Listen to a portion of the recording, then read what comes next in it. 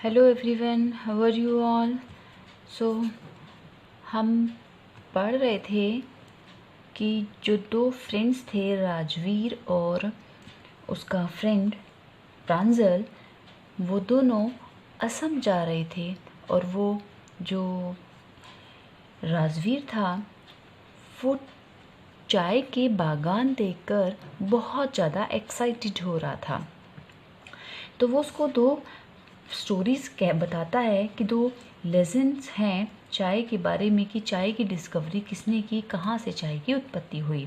तो जो पहली वाली बताई थी वो थी एक चाइना में एम्परर थे जो हमेशा पानी में पत्तियों को पानी को हमेशा उबाल कर पीते थे। एक बार उनमें से जो उसमें ईंधन जलाया जा रहा था उसकी कुछ पत्तियां गिर गई थी और उनसे वो बहुत ज़्यादा स्वादिष्ट पेय बन गया था जिसको कि चाय का नाम दिया गया। तो फिर प्रांजल ने राजवीर से कहा कि उसको दूसरी कहानी भी बताओ कि दूसरी क्या स्टोरी है इसके पीछे। तो वो बताता है, we have an Indian legend too, कि उनके पास एक ऐसी स्टोरी भी है जो कि इंडियन है। Bodhidharma, an ancient Buddhist ascetic, cut off his eyelids because he felt sleepy during meditations। तो वो कहता है कि जो पुराना हमारा प्राचीन बुद्ध धर्म है उसमें पुराने बुद्धिस्ट एस्केटिक थे जो बौद्ध धर्म के जो सात्विक बौद्ध थे। कट ऑफ हिज आईलिड्स, उन्होंने अपने पलकों को काट दिया था। Because he felt sleepy during meditation, जब वो मेडिटेशन करते थे, ध्यान लगाते थे तो उन्हें नींद आ जाती थी। 10 T plants grow out of the eyelids, उन पलकों से 10 चाय के पौधे उगे। The leaves of these plants when put in hot water and drunk banished sleep, जब जो वो चाय के पौधे उगे उसकी पत्तियों को गर्म पानी में जब डाला गया और फिर उसको पिया गया तो उनसे जो नींद थी वो गायब हो जाती। ड्रंक बैनिस्ड स्लीप, जो चाय थी उसके पीने से नींद गायब हो गई। T was first drunk in China, चाय सबसे पहले चाइना में पी गई, राजवीर ने बताया। As far back as 2700 BC, in fact words such as tea, चाय, चीनी आर फ्रॉम चाइनीज़। तो राजवीर आगे कहता है कि 2700 ईस्वी पूर्व में सबसे पहले चाय चाइना में पी गई और टी, चाय, चीनी जैसे जो ये वर्ड्स हैं ये सारे चाइनीज़ वर्ड्स हैं। Tea came to Europe only in the 16th century, कि यूरोप में जो ये चाय है ये 17वीं शताब्दी में पहुंची और यहाँ पर was drunk more as medicine than as beverage, यहाँ पर ये एक मेडिसिन के रूप में ज़्यादा पी गई, बजाय एक पेय पदार्थ के रूप में ये एक मेडिसिन के रूप में ज़्यादा यूज इसका हुआ। The train clattered into Mariani junction, अब जो ट्रेन थी वो मरियानी जंक्शन पर क्लैटर्ड करते हुए, खड़खड़ाते हुए, आवाज़ करते हुए रुक गई।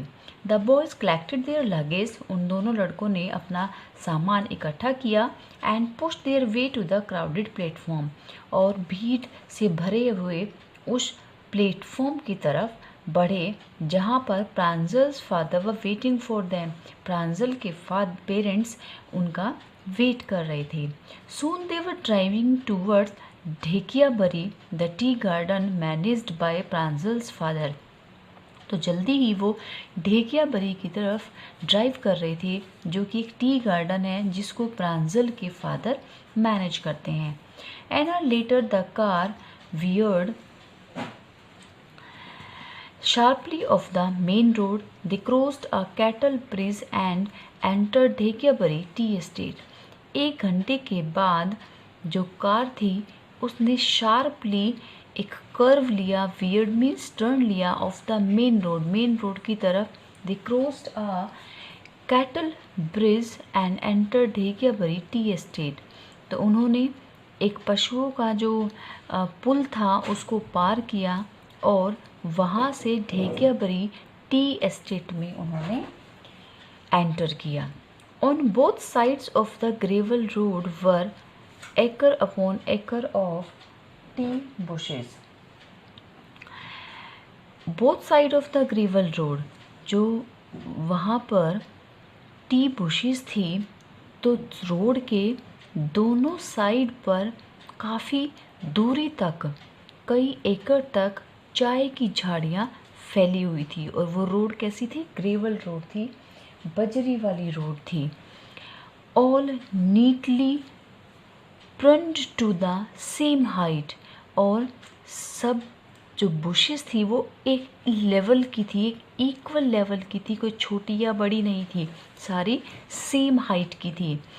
उनको ऐसे कट किया गया था। ग्रुप्स ऑफ टी प्लकर्स, जो चाय तोड़ की पत्तियों को तोड़ने वाला ग्रुप था, with bamboo basket on their bags, उनकी बैग्स पर बैम्बू से बनी हुई बास्केट लगी हुई थी।